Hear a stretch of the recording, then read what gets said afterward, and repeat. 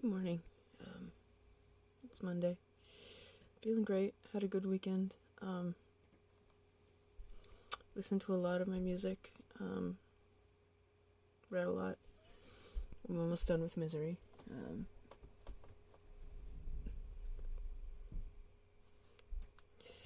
I haven't read this book since I was a little kid. Probably since the movie, honestly, and it holds up a lot. I mean, the movie was so good. I mean, Rob Reiner, William Goldman, Kathy Bates, James Caan. It just goes on and on. Like, this is top notch. It was a top notch movie, and it's hard to read it without picturing Kathy Bates. I don't do pictures in my head. It's all words. So when I read books, even if I've seen the movie, I don't really picture the characters. I don't picture the actors. I'll read The Princess Bride and I'll see As You Wish, but I won't necessarily see Carrie Elways rolling down a hill. I can if I try, but I cannot read Misery without seeing Kathy Bates and James Caan. Just two excellent actors at the top of their game. One, at the beginning of her career, and the other sort of coming towards the end, maybe the end point of the middle. Rest in peace. Rest in peace, Sonny Corleone. But yeah, I still love Stephen King. I've read him since I was a child. Like your Dean Koontzes and your John Sauls, they're okay, but there's something about Stephen King. Like, I think his Dark Tower was a complete masterpiece. I know a lot of people don't like the cyclical nature of the ending. I know that a lot of people don't like his endings, but I think everything about the Dark Tower was perfection. Even putting himself in as a character, which normally I'd be like, ugh, but it worked. And the Dark Tower is one of the ones I had to wait until I was an adult to really appreciate.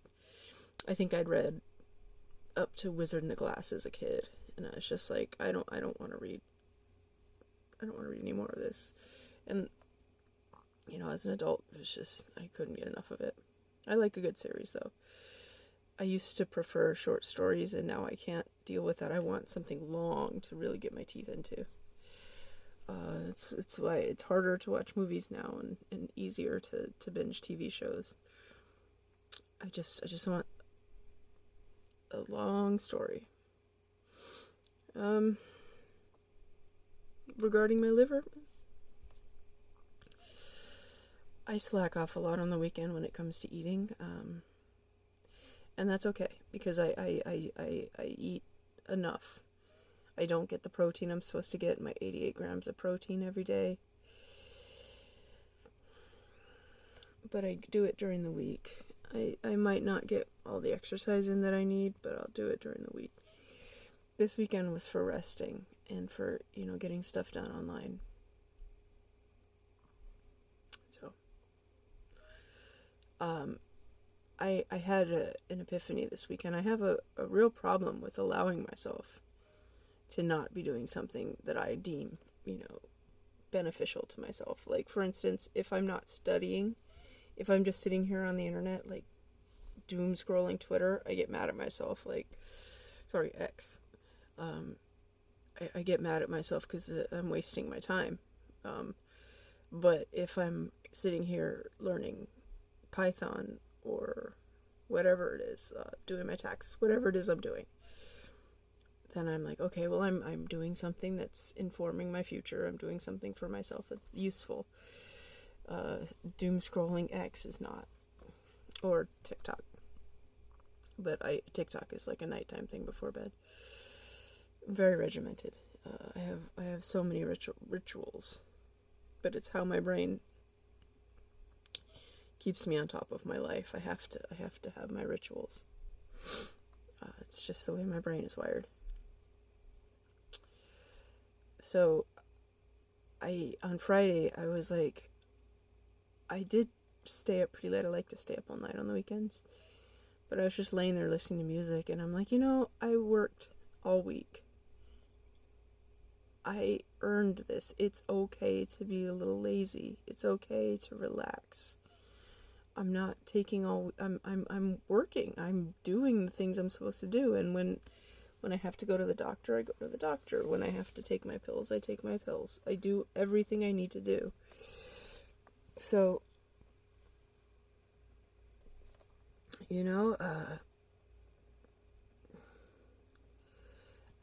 I have to constantly remind myself that it's okay to not be ultra productive all the time. And I'm never ultra productive in terms of like capitalism. I'm never doing anything that's helping the machine. It's always stuff that I want to do. Whoops, I forgot to turn the thing down. There. There'll be no more disturbances of that.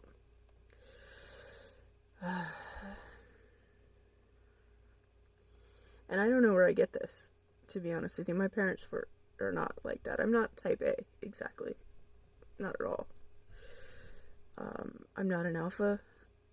I consider myself an omega, and I don't know what type I would be, but I'm definitely not type A. But the things I want to accomplish are for myself, and they don't look like anything important. I'm reading, or I'm whatever. I'm downloading music. But I'm filling my brain with information because all I want out of life, and I think that it's special when someone really understands what they want with their lifespan. All I want is knowledge. That is the whole purpose of my life. That's all I want to do is know things. And really, I want to know everything. It's completely impossible. I'll never achieve that. I'll never get anywhere close, especially with the way information keeps doubling because of the internet and because of the way, tech is just propelling it infinitely faster. But that's okay. It's wonderful that I'll never know it all because I'll never be bored. I'll never be finished. I feel sometimes that it's a shame that I may die young. And I don't say this to get pity for myself. I say it because cirrhosis is a very, very serious condition. And I see a lot of people like on Reddit not really taking it as seriously as they could. Even some doctors are like, yeah, you can live great. I can. I might not. All I can do is keep eating the berries and the yogurt and drinking the coffee. That's all I can do. And doing the exercise. May not be enough. But though I know 100% that I have fibrosis in my liver and, by extension cirrhosis, it did say mildly nodular. And perhaps it's not as bad as it could be. So maybe I can live for a few more decades without a transplant. That would be ideal. I'll be happy to get a transplant at 75. Not at 46 though. It's too young. That's too much of my life without an immune system. And I do keep hearing stories about how people are just fine after their transplant. I'll see, like, I'm watching 30 Rock, and Tracy Morgan had a kidney transplant while he was on the show. And, people just sort of go on living, and I get that. I'm still frightened of it. I still don't want it if I can avoid it. And I really don't think I'm going to have a transplant anytime soon. I'm just too healthy. Like, to give me a transplant now would be spitting in the face of the people who can't even stand up from their chair. Unless I had which I do have a live donor, but they don't do it in this state. Anyway, yeah, I'm babbling. I have to go back to work. Thank you for watching, and I'll talk to you later.